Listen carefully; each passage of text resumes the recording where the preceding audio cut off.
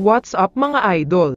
Stan Hardinger Magnolia na, approved na ni Kume Marshall.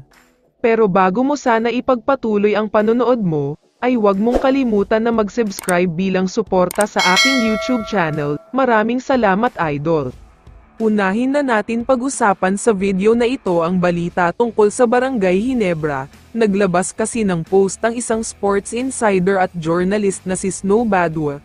At sinabi nga niya na nag-uusap daw ngayon si Rosario at Scottie. Mukhang ang pinag-uusapan nga daw nilang dalawa ay ang pagpirma ng kontrata ni Troy sa Ginebra. Isa daw talaga si Scottie sa nagkumbinse ng gusto kay Troy para lumipat na sa team. Alam daw kasi ni Scottie na malaki ang potential ni Troy. Kailangan rin daw ng Ginebra ng isang big man. Medyo nahirapan kasi sila na si Jopet Aguilar lang ang big man nila. Gumanda ang laro nila noong bumalik si Devance, pero noong nagka-injury ay nahirapan na sila sa finals. Nakita naman natin noong Game 3 and 4, nagbalik si Devance kaya 2 straight win ang ginawa nila at naitabla ang serye.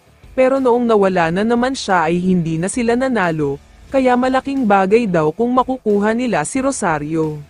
Samantala, kung akala nyo ay Ginebra lang ang nagpapalakas, nagkakamali kayo dyan dahil pati ang kanilang sister team ay mas magpapalakas pa ng lineup. Ayaw na daw kasi nila na lagi na lang silang kapos kada conference. Hindi nga daw nila alam kung saan ang kulang, may magaling naman silang coach, maayos na lineup at solid na mga imports, pero halos 6 years na silang hindi nakakakuha ng kampyonato. Gusto na daw nila mag-champion. Kaya naman ayon sa multiple sources, matagal na daw talagang target ng Magnolia ang big man ng Terra Firma Jeep na si Christian Stan Hardinger. Gustong-gusto nga daw nila ang laro niya lalo na noong nasa Ginebra pa siya.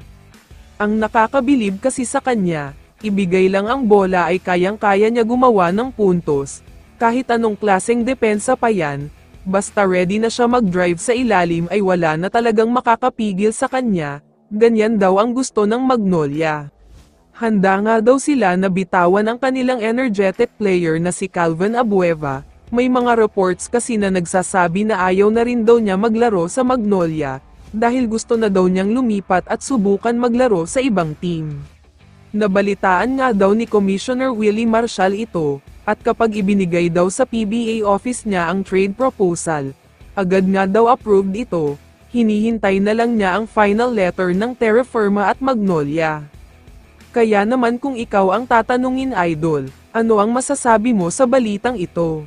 I-comment mo naman ang sagot mo sa tanong na ito. So dito na nagtatapos ang video na ito. Maraming salamat sa pagsuporta at panonood mga idol. Ingat at bye-bye.